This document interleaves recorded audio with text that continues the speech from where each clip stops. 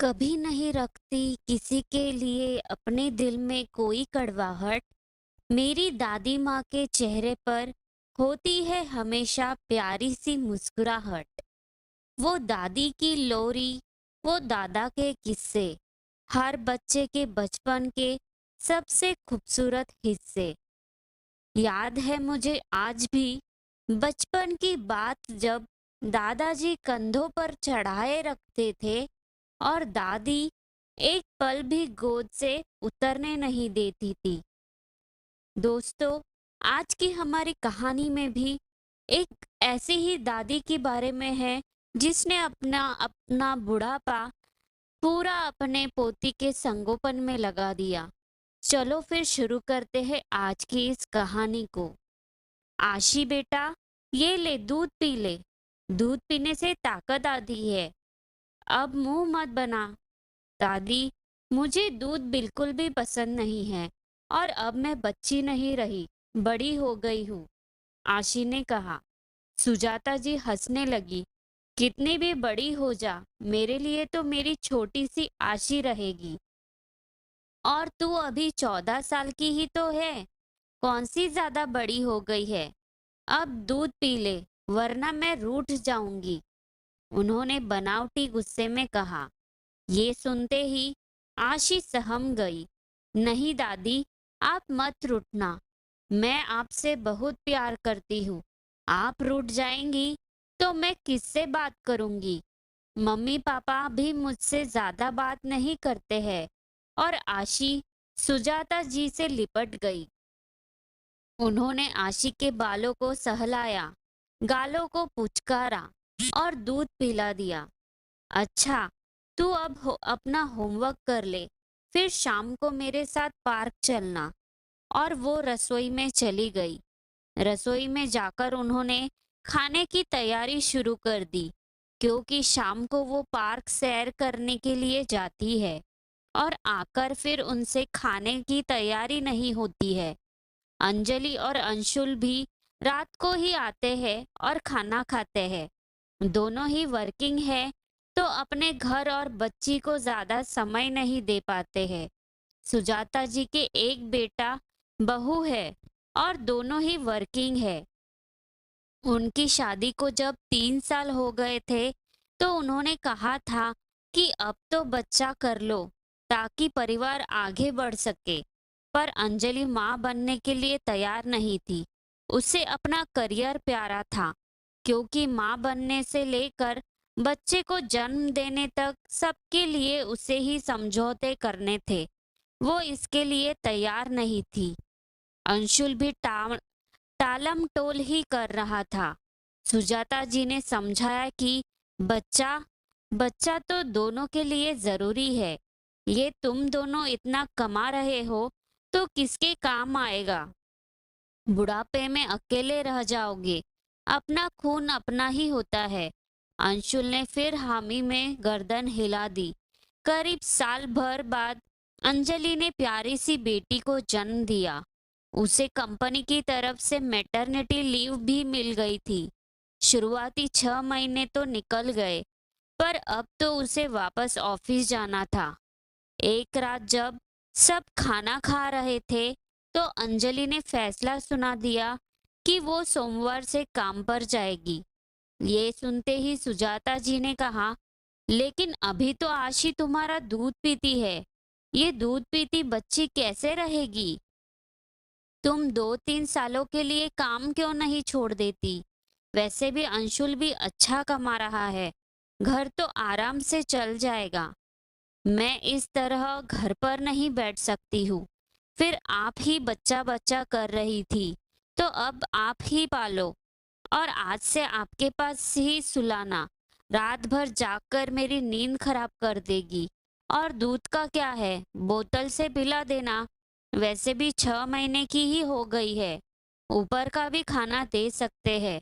अंजलि ने कुछ नहीं सुना, बस उसने अपना फैसला सुना दिया।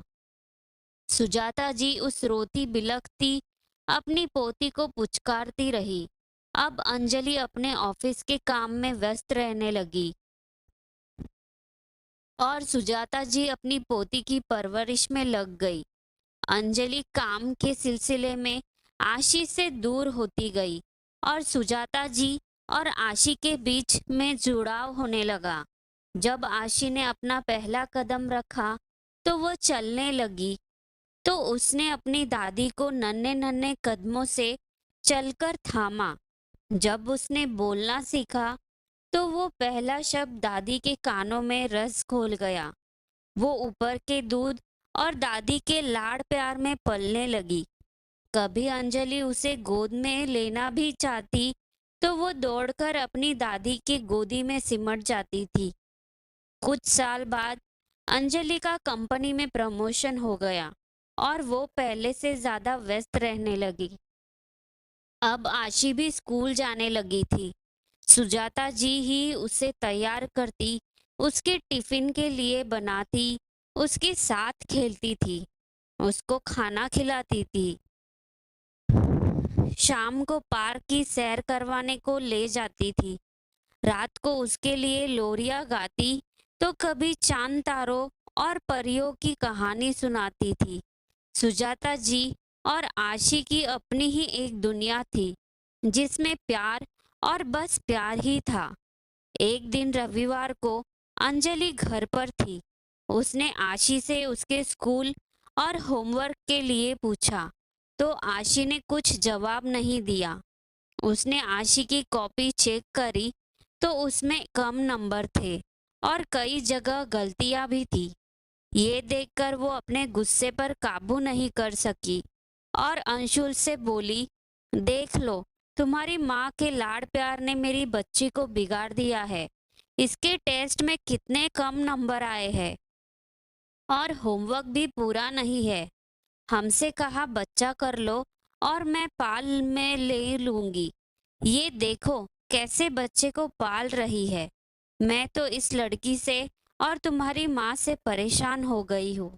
और वो कदम पटकते हुए अंदर चली गई। हमेशा की तरह अपनी बात बोल गई और आशी की कोई बात नहीं सुनी। अंशुल, आशी अपनी तरफ से पूरी कोशिश करती है पर कोई चीज उसको समझ में नहीं आती है, तो मैं क्या करूं? मैं तो सामान्य पढ़ी लिखी हूँ। तुम दोनों के पास में समय नहीं है तो आशी के लिए ट्यूशन ही लगवा दे, ताकि समय पर नियमित उसकी पढ़ाई पूरी हो जाएगी और वो पढ़ाई पर ध्यान भी दे पाएगी। अंशुल ने अगले दिन से ही आशी के लिए ट्यूशन लगवा दी। अब सुजाता जी सुबह तो उसे स्कूल छोड़ने जाती थी, दोपहर को लेने जाती थी और शाम को ट्यूशन भी लेने छोड़ने जाती थी। वो आशी की पढ़ाई, उसके खाने पीने का पूरा ख्याल रखती थी। आशी के लिए उसकी दुनिया उसकी दादी ही थी। वो स्कूल से आती ही उन्हें स्कूल की सारी बातें बताती थी।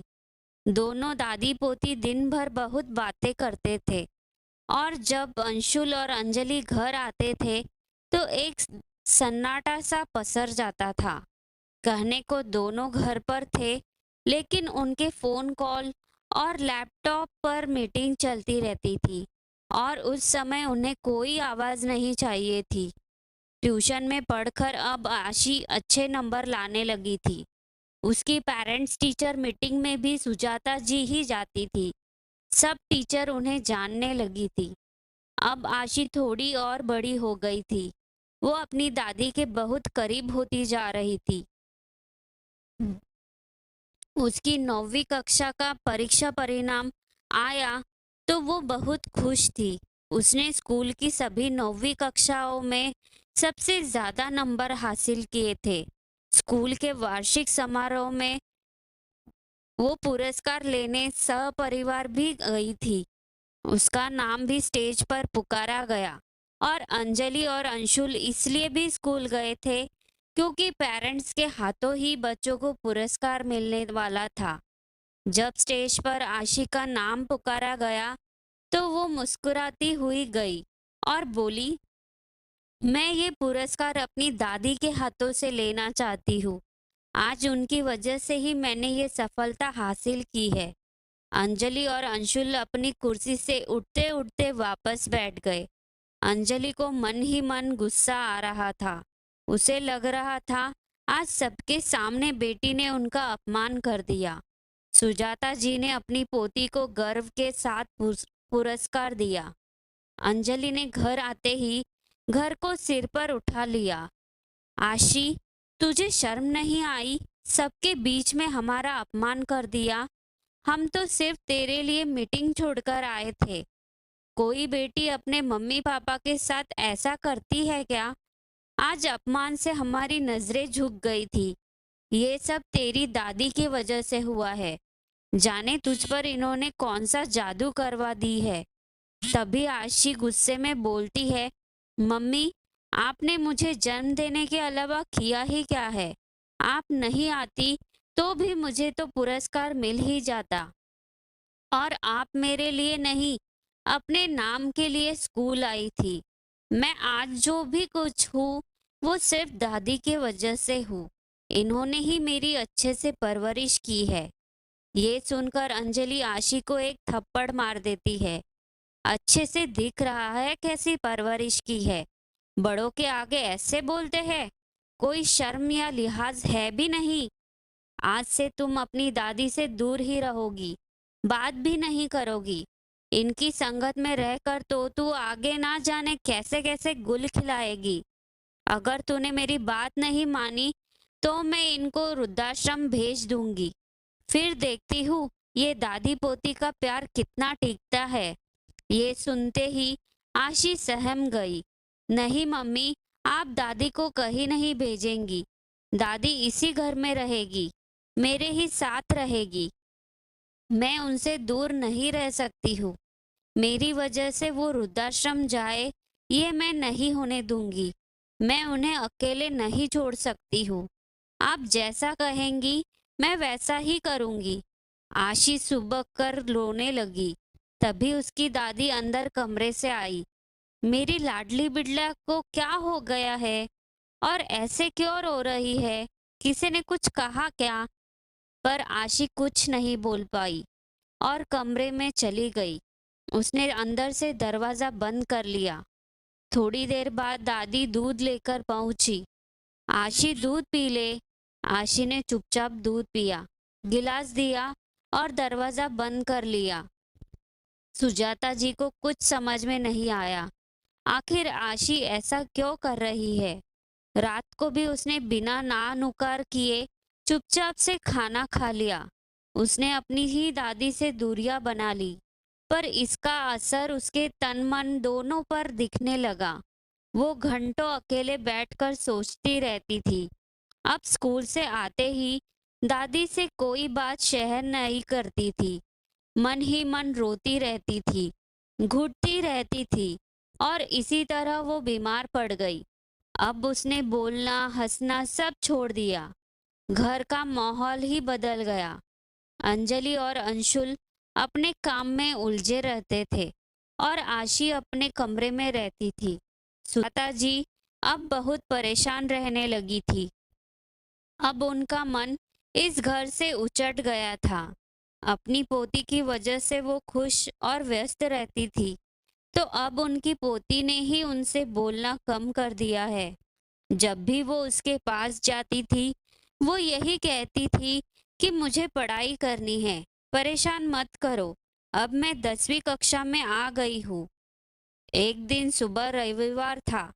सब लोग घर के बैठकर नाश्ता कर रहे थे, तो सुजाता जी ने भारी मन से अंशुल से कहा कि मैं अब वापस गांव जाना चाहती हूँ। तेरे बाबूजी के जाने के बाद मैं अकेली रह गई थी। तू मुझे शहर ले आया और अब सब बड़े हो गए हो। तुम सबको अपना काम है, पढ़ाई है, तो मुझे लगता है कि मेरी ज़रूरत किसी को नहीं है। इसलिए तू आज का ही मेरा टिकट करवा दे। मैं वहाँ रहूंगी तो कम से कम कोई मुझसे बात तो करेगा। मेरा मन लग जाएगा और बुढ़ापा आराम से कट जाएगा। ये सुनते ही आशी अपनी दादी से लिपट कर रोने लगी। दादी, आप मत जाओ।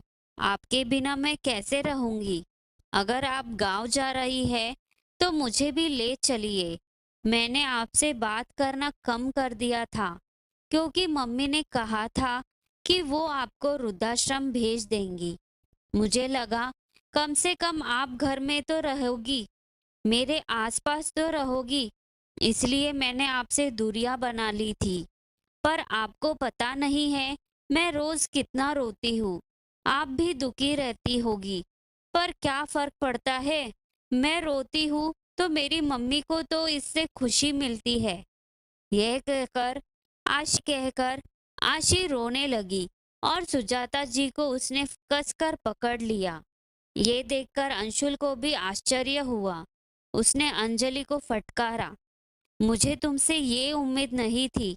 मेरी माँ ने अपने बच्चे को पाला, संस्कार दिए, समय दिया, प्यार दुलार दिया, जिसे देने का समय तुम्हारे पास कभी नहीं था, जिसकी वजह से तुम नौकरी कर पाई और इतनी अच्छी पोजीशन तक पहुंच पाई। ये सुनकर अंजलि को भी ग्लानि महसूस हुई। उसने हमने अपने अहम के लिए दादी पोती को एक दूसरे से दूर कर दिया। उसकी बच्ची अपनी दादी के साथ में कितनी खुश थी और आज उसी की धमकी की वजह से उसकी बेटी के चेहरे पर मुस्कान गायब सी हो गई है। उसके घर में सन्नाटा सा पसरा रहता था। सुजाता जी है तो आशी को संभाल लेती है, वरना उसे तो अपने काम से ही फुर्सत नहीं मिलती है। अंजलि ने अपनी रोती हुई बेटी को बाहों में भरा और उसे चुप कराया। आशी, दादी कहीं नहीं जा रही है, वो हमेशा तेरे साथ ही रहेगी। मैं उन्हें कहीं नहीं भेजूंगी, कहीं भी नहीं। आशी ने अपने आंसू पोंछे और अपनी दादी से लिपट गई। आज वो महीनों बाद मुस्कुराई। उसकी हंसी देखकर अंशुल और अंजलि के चेहरे भी खिल गए। दोस्तों, जहाँ प्यार और दुलार मिलता है, मन वही की ओर भागता है। कई बार जन्म देने वाली माँ से ज्यादा पालने वाली से प्यार मिलता है। रिश्ते प्यार से ही जुड़ते हैं, प्यार से ही निभते हैं। आशा करती हूँ कि आज की कहानी आपको ज़रूर अच्छी लगी होगी। अगर अच्छी लगी है तो वीडियो को लाइक और चैनल को सब्सक्राइब करना मत भूलना। धन्यवाद।